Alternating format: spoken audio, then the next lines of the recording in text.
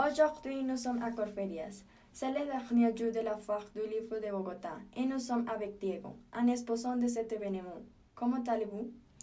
Très bien, merci. Et vous? On va bien, merci. Nous sommes étudiants en langue à l'Université Javeriana et nous sommes venus à la foire pour profiter de cette expérience.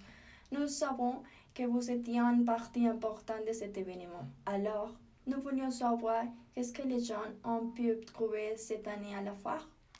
Oh oui, je fais partie du pavillon numéro 4 et comme chaque année, la foire a eu 6 pavillons différents.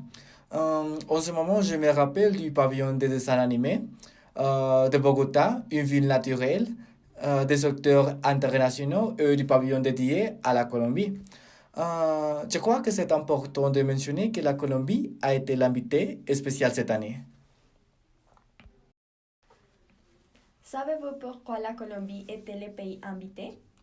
Oui, la Colombie était l'invité d'honneur parce que nous fêtions son deuxième anniversaire.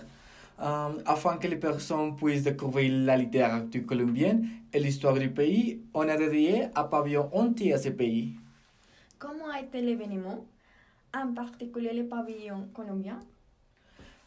L'événement a été complet et intéressant. Les visiteurs du pavillon ont trouvé un espace de participation où ils pouvaient voir comment l'imprimerie travaillait dans le passé et exprimer leurs propres idées utopiques sur la construction de leur nationalité. De plus, il y avait un espace de loisirs qui a recréé une chicheria où les personnes pouvaient parler des idées politiques avec un dialogue constructif.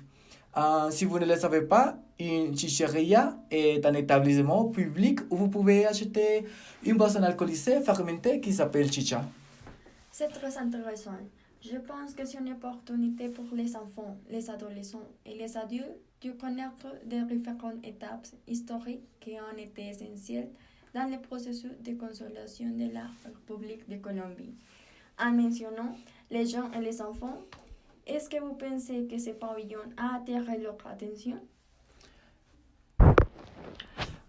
La programmation du pavillon a été variée.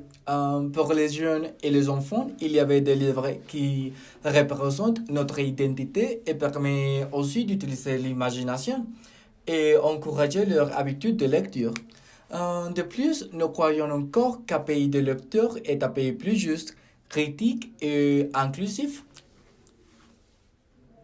Oui, je suis d'accord avec vous.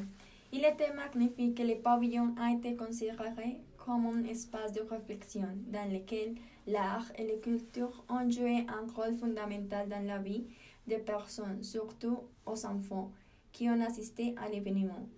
Quelles autres activités les assistants ont pu profiter pendant la foire? Personnellement, j'ai profité de la nourriture typique qu'il y avait dehors le pavillon, comme la picada llanera, un plat à base de bœuf et des tranches de yuca.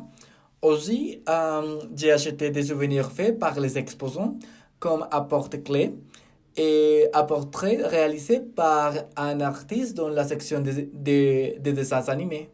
Diego, je vais vous remercier pour cette interview. Nous sommes sûrs que tout le monde a apprécié cet événement et nous avons hâte de venir l'année prochaine.